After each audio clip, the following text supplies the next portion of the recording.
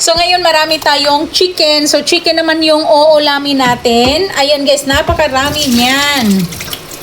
Di ba mayaman tayo sa chicken ngayon? So, ito yung lulutuin natin. At dahil meron pa kaming mga yung isda, paksiw at saka pritong isda. So, ang gagawin natin ngayon is, natin to. Kasi yung ref namin is hindi pa na ayos. So, ang gagawin natin dito, yung luto na hindi madaling mapanis. At wala akong bawang. Alam niyo naman, napakamahal dito yung bawang, guys. Yung isang maliit na bawang dahil malayo nga tayo sa market. So, yung nakakabili ka ng bawang pero yung isa na maliit is 10 pesos. So, tinry ko lang sa anak ko kung makakabili siya ngayon ng bawang. So, syempre huhugasan natin. Kukunin natin yung mga balahibo or balahibo ano yun? Ano ba yung balahibo, guys? So basta yung mga tira-tirang feather. English. Yes, natutong mag-English si Ate Julie. So dahil tayo mamaya yung mga anak ko mag-school na naman. So kailangan natin at least magluluto tayo ng medyo maaga. Medyo maaga ba talaga? So, sana makabili. Ha?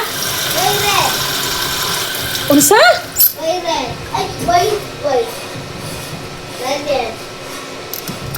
Ahos ba yung na ahos? Ahos! Ano yung na ahos or white? Jacob, pagbutang kog ahos papel dia. Ahos na ipadasa ha. Kana gud mo yan anak ko. Ano ka spelling? Ahos. Ahos. Hus. H. Grabe. Yung anak ko guys, hindi alam ko paano isulat yung ahos. Kanila ka. Ahos. Sige na. Alahos. Ahos. Ay nako guys. Bumalik yung anak ko, wala daw puti. Ano yung puti?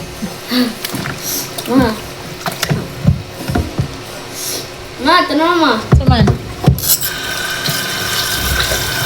Dali. Ano saman? Mag-checking ko, tanong ma. Ano yung finger na? Checking sound sana. Ano ko di? So, number 3 ato. Checking.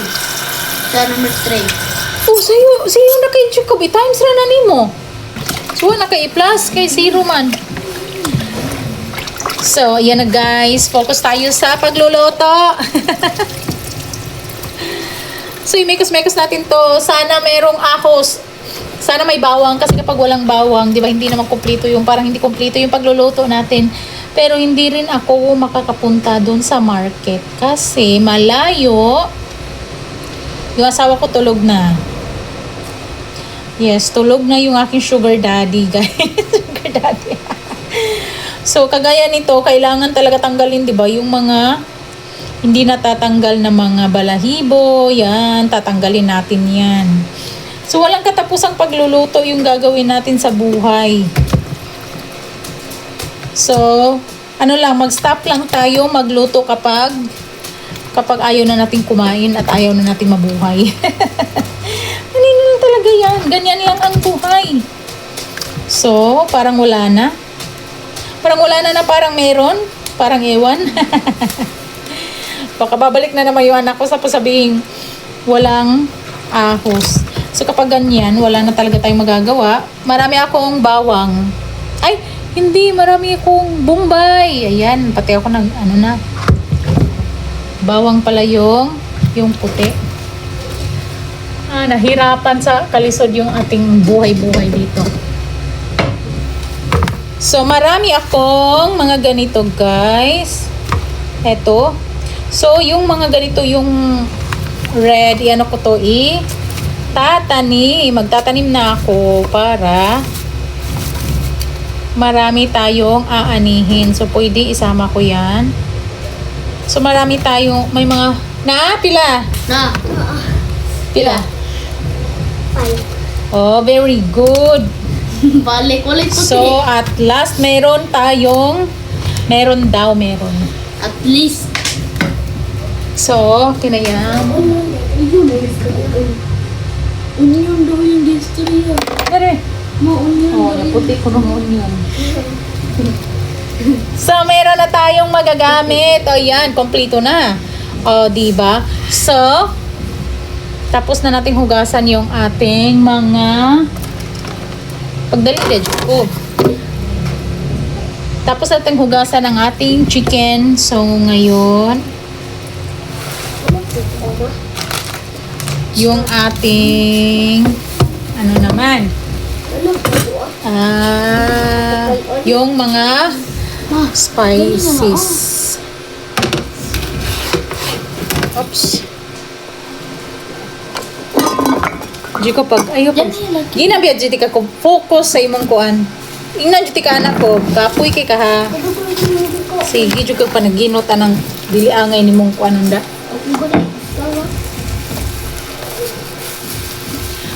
So hugasan lang natin at para matapos na ang ating matapos. Hindi pa nga nagsisimula guys, tatapusin na ba? So yung ating mga ilalagay.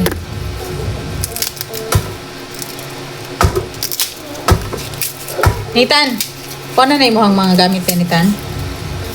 Oh. Marami tayong mga commercial dahil yung mga anak ko guys, ang titigas ng mga ulo, pero carry lang. Ganyan talaga ang life natin. Ang mahalaga, ang importante guys, ang mahalaga. O, di ba? O, di ba? Importante talaga yung mahalaga. At hiwain. So, simple lang naman yung mga luto dito. Kung malapit ka lang sa market, pwede kang makakabili ng mga patatas kapag wala ka na. Patatas, carrots, di ba? Yun yung mga ano natin, mga magandang panglagay sa ating mga lutong chicken na may sabaw, di ba? May kunting sabaw. Pero kapag malayo ka talaga, mahirap. So, sana magiging okay yung aming ref para naman makapag-stock tayo ng mga pang ano natin, pang panimpla or pang mix. Basta pang sahog sa mga ano natin. Mga lutuin.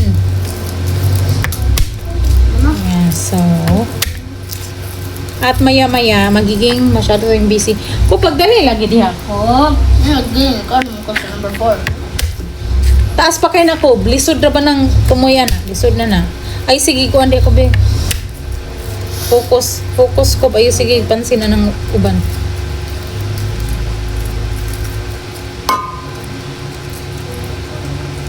So, malapit na silang maligo para sa school. Lagi silang nalilate. Ay, lagi sigtang nga. Ano man ka, Jacob? Ano ko sa number 4? Check. Sige, diha. Tekan pa kay kagbuhaton. Daghan. Ibalhin na dito. Check na askon, be. Guys, tutuloy na natin yung ating pagluluto. Sa ganina, meron tayong konting commercial break. Commercial break, yes. So, ngayon ilalagay natin yung ating oil. Yan, cooking oil.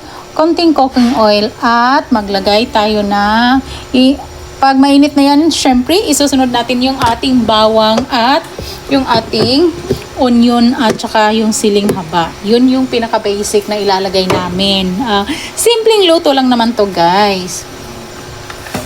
At dahil everyday na or parang routine na talaga yung ating mga buhay-buhay na nagluluto, naghuhugas, naglalaba, naglilinis, ganun talaga yan. So ngayon, update natin ito yung ating lulutuin, ulam natin for today's video. Ay, pang lunch to guys. O, di ba? Natuto na ako sa mga oy-oy na yan. Para naman may buhay yung ating video, guys. So, medyo mainit na. So, wag kayong mainit dahil maya-maya lang magiging okay din ang lahat. So, today's video with Ate Julie na wala pang ligo. Yes, pero medyo mabango-bango pa. Parang medyo may amoy-amoy na may kunting bango pa din naman na titira. Yan. So, mainit na yung ating mantika. So, ilalagay na natin yung ating bawang at bawang. Yan. So, imikos-mikos natin yung ating bawang at pagkatapos isunod natin yung ating bawang ba yan? Ano ba yan? Isunod natin yung ating tawag dito, bombay at saka siling haba. Basta yun. Huwag kayong magtaka kung bakit matigas yung Tagalog natin dahil hindi po tayo pure na Tagalog. Diba? Halata naman. Kaya lang nagtatagalog ako paminsan-minsan dahil gusto ko rin namang maintindihan ng iba. No? Mahirap kasi yung mga bagay-bagay na hindi nila naiintindihan. So kaya naman, paminsan-minsan, kailangan natin ipaintindi sa mga tao kung ano yung ginagawa natin. Yan. So, ambisyosa din naman tayo, guys. Parang feeling natin marunong tayo magtagalog. Kahit paminsan-minsan nabubulol tayo at hindi natin alam kung or hindi tayo sure kung tama pa ba yung Tagalog natin. Basta, we tried our best, diba? We tried. Hindi naman pwede rin yung English dahil hindi tayo magaling dyan. So, hintayin natin na parang medyo maganda na yung amoy at medyo parang luto, medyo lang. Huwag naman natin masyadong lutuin. Baka ma-overcook. O, diba? Magagalit yung ating sugar daddy kapag na-overcook yan, guys. So, medyo marami ito. Yes, medyo marami kasi mabait ang aking sugar daddy for today's video at marami siyang dinalang chicken. So, medyo lutuin lang natin yung ating bombay. Hindi ako magaling sa pagluluto pero walang ibang tao dito na pwedeng magluto dahil yung asawa ko ay siya yung syempre nagtatrabaho sa gabi. So, ako yung naiwan na magluto or mag-alaga sa mga bata.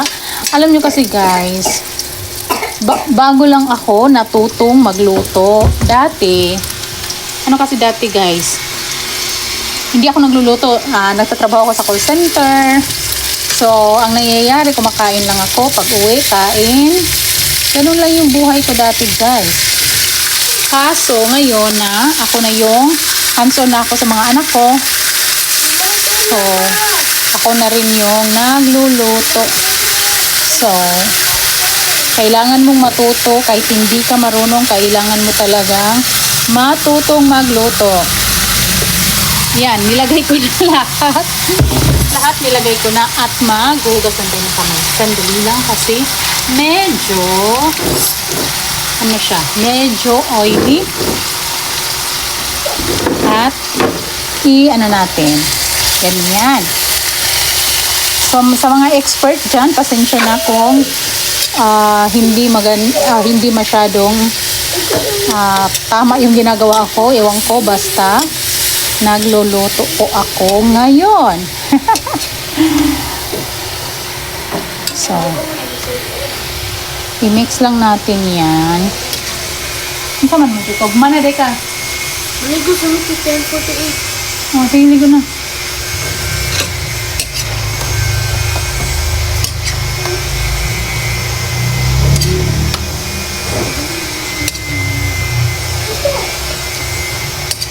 Panabon magtarong ha. So, ayan. Dahil marami siya, medyo nahihirapan si Ate Julie mag mekos-mekos. So, ganito talaga yung hindi mga expert, guys. Nahihirapan. Nahihirapan sa buhay, pero lumalaban. Yes, kahit parang medyo nahirapan, pero kailangan natin lumaban sa buhay. Alam niyo na, guys, hindi pwede yung tatanga-tanga na lang tayo forever. Dahil mapag-iwanan tayo. Yan. So, medyo marami din naman. Kaya intindihin na natin kung nahihirapan ako dito. So, siguro, i-ano natin muna. I-cover muna natin para mamaya balikan natin. Balikan natin mamaya. Ayan. So, ano muna natin yan, guys? Cover for maybe 5 minutes or I don't know. Basta balikan natin yan, guys. So, standby muna. natin yung ating niloloto at eto na siya guys. Marami ng sabaw na lumalabas dyan. Nilagyan ko na rin yan ng patis. So, lalagyan natin siya ng panimpla. At eto na guys, luto na yung ating favorite na manok na may sabaw. Kaya sa amin yan guys, adobaw yung tawag. So, ano man yung tawag sa inyo, iba't iba, yung may mga diba, iba't ibang lugar, iba't iba yung tawag nila sa kanilang pagluto. Iba-iba rin yung paraan. So sa amin guys, simple, pwede namang simple, or kung marami kayong, like malapit kayo sa market, pwede kayong bumili ng kung ano yung pangangailangan, like carrots, diba? Yung sa amin kasi malayo kami guys. So ano lang yung meron, yun yung nilalagay namin. At make sure lang natin na yung timpla natin is maganda yung timpla. Masarap yung timpla. O diba, para ma-enjoy talaga ng pamilya natin. So, yan na guys, kinukuha ko na siya para sa mga anak ko dahil kakain na sila. Kaya enjoy tayo dahil kakain na rin ako guys. Excited na rin akong tikman or kainin yung manok na yan guys. Kaya see you sa next na video. Enjoy lang natin ang life.